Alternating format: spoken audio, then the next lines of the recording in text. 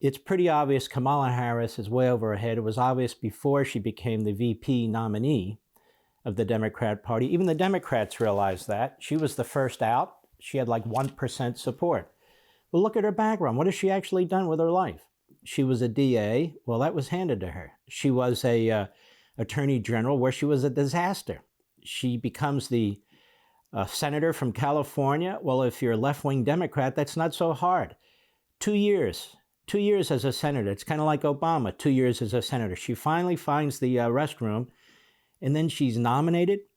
She wasn't nominated because what's between her ears, and that's the problem. And by the way, neither was Biden. If Biden was nominated for what was between his ears, he'd be nominated for a institutionalization. Nonetheless, the knives are out now, and I think they're out in part not only because she's a disaster, but because Biden and his insular circle, they're looking for excuses. They're looking for somebody to condemn for Biden's disaster. Look, really, the job of the vice president is really nothing. And she's lived up to that. She's done nothing. And she's done nothing well. And people don't like her personally. She comes off with that cackle. She's got something going on there. You know, I don't know what it is, but even her own party's turning on her. And I'll tell you what, Democrats who want to be president, they look at Biden, they look at her, they think it's an open path come 2024. I believe they really do. Anyway, even CNN reports on this because they got an exclusive. Remember what CNN's all about. They'll do anything to protect Joe Biden, even if it means throwing Kamala Harris over the bridge. And that's what's going on. And of course, they go to Jim Acosta. Now, who could be doing this? Well, Ron Klain is the chief of staff, him. You notice you never hear from Susan Rice. Susan Rice is a big player in this White House. She's a huge player. You never hear from her. They're the ones you got to be careful about, among others. So let's take a listen. Go.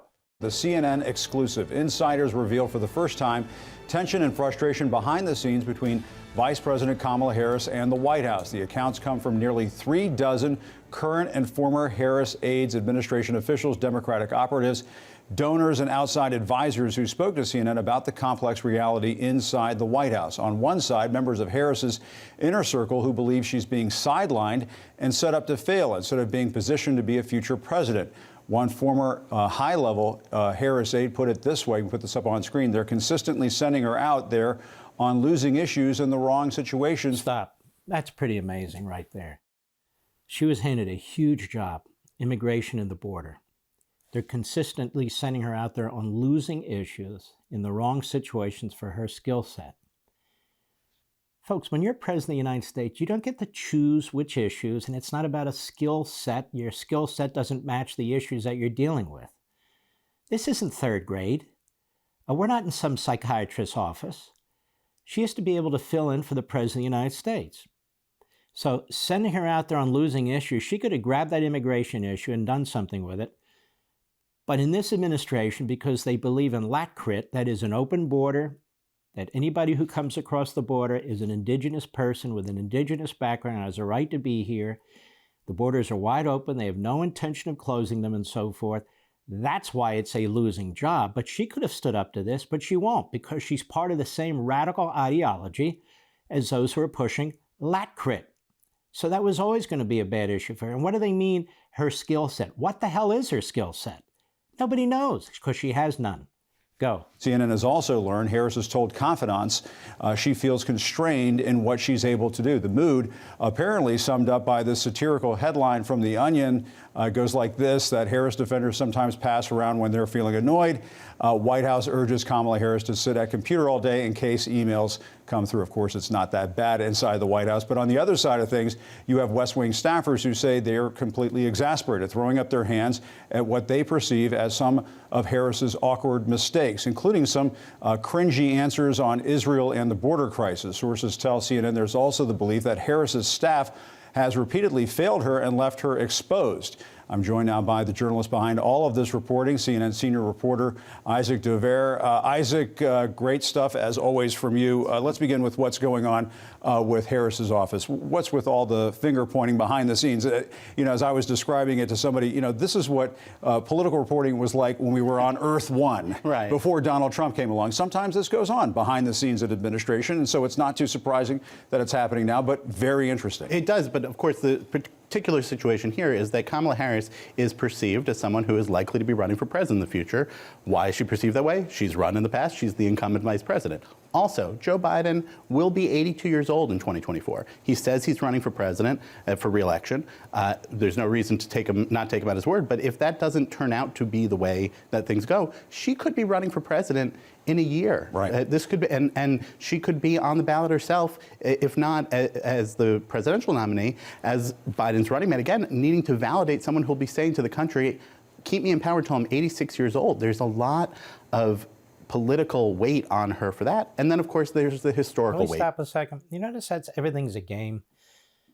She's the vice president of the United States. If she's incompetent, if her skill set doesn't match up with real issues happening today, domestically and in terms of foreign policy, with China, with Russia, with Iran, and so forth, that is a problem today. It's not about her wanting to run for president in 2024 or whether she'll be Biden's running mate in 2024. This is the game the media play. We have a problem here and now, and that's her. And by the way, that's him. They're not exactly the dynamic duo, quite the opposite. They're the dodo bird duo. That's what they are. And so the problem is we have a president who is incapable in many respects of doing his job properly, so we have this invisible staff of radicals, and then we have a vice president who's not capable of stepping in. I don't think we've ever seen anything like this, ladies and gentlemen, but here we are. Go. Look to her as the first first woman in power in this position, the first woman of color in this position. Oh, wait a minute. Well, according to Michael Eric Dyson and Jonathan Capehart, why do you keep saying that she's the first black woman in this position as vice president? Don't you remember how they attacked Winsome Sears? Oh, you think you got absolution because you supported Kamala Harris? Is that it? You think interracial marriage between her and her husband, who's Jewish, you think that gives you absolution? Oh, no. Why is it that when it comes to Democrats and leftists, it does give them absolution, if you will, their language, but when it comes to a naturalized citizen like Winsome Sears, who comes from Jamaica, who served in the Marines, who started a small business and was just elected the first female and black lieutenant governor of Virginia, that's all a charade. Or as John Kerry would say, charade. But when it comes to Kamala Harris, who doesn't have nearly the brain power of Winsome Sears, it's a big issue because this guy keeps talking about it. Go ahead. All of that, what goes into that, and people wanting to see her really succeed and get out. How come people don't want to see Winsome Sears succeed in the media? Because they're biased, they are profoundly corrupt. Go ahead.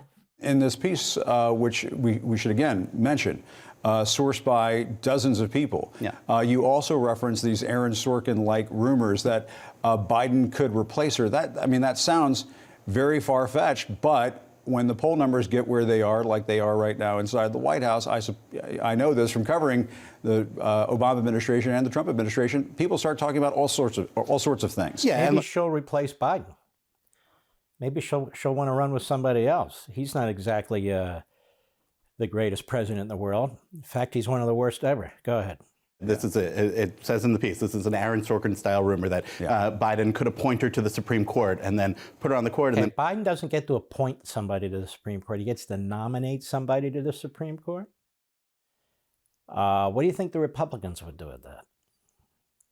And here's what I don't get. If she's too dim-witted to be vice president, whose responsibilities are basically to take different trips to see foreign leaders the president doesn't want to see, or to go to funerals the president doesn't want to go to, or to sit around and wait for the president to get sick or die. If she's not capable of even doing that, why would you want her on the Supreme Court? Maybe I'll put her on the Supreme Court where these hugely important decisions are considered, and you're supposed to be very intelligent to be able to write. and to be able to think them through and to deal with oral argument and all the rest. So why would you bump her up from vice president to the Supreme Court of the United States? Want to see more Mark Levin? Go to LevinTV.com and subscribe now.